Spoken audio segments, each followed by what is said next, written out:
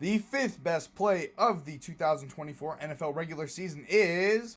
So here you go. He's gotten hit throughout the rest of the game, and it's hurting more now. Comes down to one last play, and it's going to be getting longer by the second. You're all the way back at the 30-yard line. Now you can step into it. Here comes the Hail Mary with the game on the line, and the ball is caught! Caught! It's a miracle! It's Noah Brown! Oh my goodness! This town is going crazy! Now really, to fully encapsulate this play, we have to go to the play before to really understand why that play is so important that led to this play. Now starting with that play, as you can see here, it's pretty relaxed coverage. This looks like Hail Mary coverage, but instead Washington's going to take advantage of that. And as you can see here, they pretty much get a free 15-yard play in about a number of seconds, maybe 3 seconds max on this play. And of course, it's at home, so you're going to have a little bit more lenient clock operator. That's just always how it works. But really, you see here that it's an easy 15 yards that sets up the Hail Mary play that we will see next. But it's bad defense by the Bears. And if you think about it, if they never let that happen, this play, the Hail Mary, could have never happened simply because the distance would have been way too far.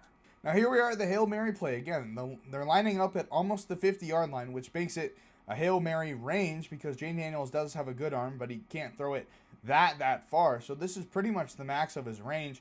And you can see there's 7 guys back pretty much playing in the end zone because it's a Hail Mary situation. If you look on the offense, all those receivers are going to go to the end zone. That's just how it works. It's going to be 4 guys going to the end zone, and then you might have the running back covered. So that way you have 4 rushers but 6 blockers, so you win that advantage. But if we compare this Hail Mary to the previous Hail Mary we just had, if you look at this one, this is better defense end zone wise. So that way you have a better advantage 7-on-4 rather than 6-on-4. But regardless, as the snap starts, you can see here that 4 rushers is getting pressure on Jayden Daniels, but Jayden Daniels has Lamar Jackson-esque escapability. Really good handling the pocket and being able to move around, and he buys a lot of time. Now, if you look right here where I pause it, look where he's making this throw. That's at the 35-yard line. Now, if we go to the previous play, the line of scrimmage was about the 35-yard line. Now, that extra 15 yards gave him about an extra 15 yards to make that throw. So, if you go back to the prior play and they get a stop, the game's over. They're not making this play. But you look here, he loads up, he throws it from the 35.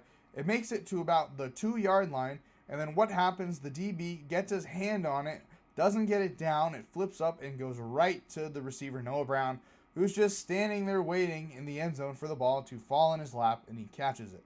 It's as crazy as it gets because this was a walk-off play. I mean, this is a walk-off win on the Bears in Washington. One of the coolest plays you will ever see that, like Jim Nantz said on the live broadcast, will probably be replayed for decades just because of how significant this play was for that Commanders team.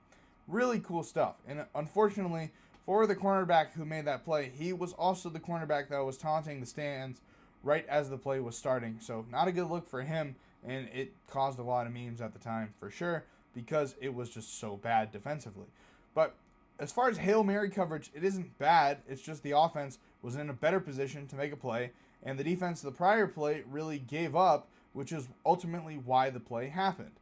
Now, I'm curious what you think as far as plays, because this was one of the better plays of the year, my 5th ranked. I want to hear what you think, where you would place this play on the top 10 list for the 2024 NFL season. Like and follow for more.